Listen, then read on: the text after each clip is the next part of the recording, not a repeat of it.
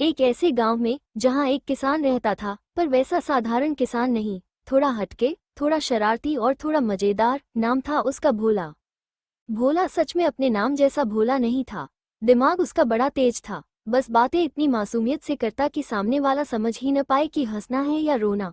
गांव के लोग कहते थे, भोला, तू किसान कम और नटखट ज्यादा है।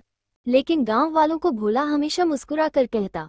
मजाक जीवन का मसाला है, वरना जिंदगी फीकी पड़ जाती है। अब कहानी शुरू होती है एक सुहानी सुबह से।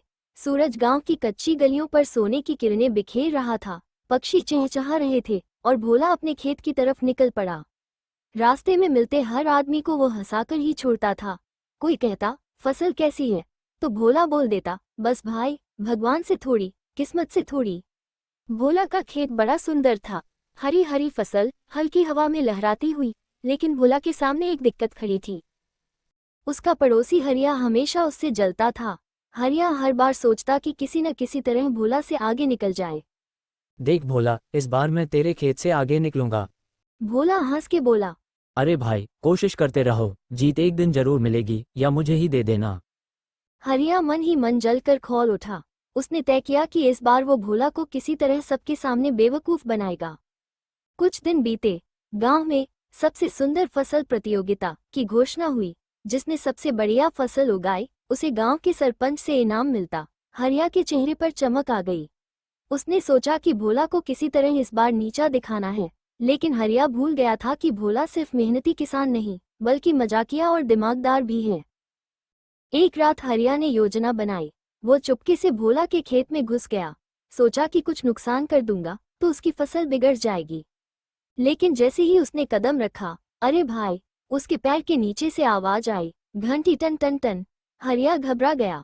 उसने देखा कि पूरे खेत में जगह जगह छोटी छोटी घंटियां बंधी थीं। रात में चोरी से कोई आए तो आवाज हो जाए। तभी कुत्ते भौंकने लगे। तभी वहां पर गांव वाले आ गए और हरिया रंगे हाथों पकड़ा गया। भोला ने कहा, भाई हरिया, खेती मुकाबला जीतने से होती है, चोरी से नहीं। और मेहनत का फल मीठा होता है हरिया भाई। सब हंस पड़े। हरिया शर्मिंदा होकर चुप हो गया। प्रतियोगिता का दिन आया। सब किसान अपनी फसल लेकर पहुंचे। किसी के पास गेहूं के सुनहरे दाने, किसी के पास चावल की बढ़िया बालियां, किसी के पास हरी सब्जियां। और भोला, वो अपने साथ एक बड़ी सी टोकरी लेकर आया। टोकरी में बहुत सारी सुंदर और ताज़ा सब्जियां थी। सब हैरान। सरपंच बोले। भोला, दिखाओ क्या लेकर आए हो। भोला ने अपनी टोकरी में सब्जियां भी थी, फल भी थे, गेहूं भी था और साथ में दाल भी। सब हक्के बक्के रह गए। किसी ने पूछा, ये क्या है? भोला मुस्कुराते हुए बोला, सरपंच जी, किसान वो नहीं जो सिर्फ एक फसल उगाए। असली किसान वह है जो समझदारी से खेत का उपयोग करे, मिट्टी को समझे, मौसम को समझे और बहादुरी से मेहनत करे। इसलिए मैंने एक ही खेत में अलग अलग फसलें उगाईं, ताकि जमीन भी खुश, पेट भी खुश और बाजार भी खुश। सरपंच ने आश्चर्य से पूछा। लेकिन ये सब कैसे संभव हुआ? हंसकर भोला बोला, जहाँ लोग शिकायत करते हैं, वहाँ मैं हल ढूंढता हूँ। जहाँ लोग कहते हैं मुश्किल है, वहाँ मैं मुस्कान डाल देता हूँ। और जहाँ लोग हार मान लेते हैं, वहाँ मैं मजाक करके हिम्मत बढ़ा लेता हूँ। पूरा मैदान भोला से प्रसन्न होकर गूंज उठा। भोला की मेहनत और दिमागदारी से सब प्रभावित हो गए। तभी हरिया आगे आया। उसकी आंखों में पछतावा था। मुझे माफ कर दे दोस्त। मैंने हमेशा तुझसे जलन की, पर तू तो सच में दिल का साफ और दिमाग का तेज निकला। अरे भाई, दिल बड़ा रखो। किसानों का दिल छोटा होगा तो बारिश भी रूठ जाएगी।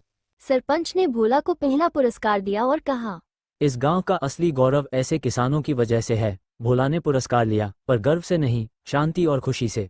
उसने गांव के गरीब बच्चों के लिए इनाम का आधा हिस्सा दान कर दिया। बोला, खुशी तब तक पूरी नहीं होती जब तक उसे बांटा न जाए।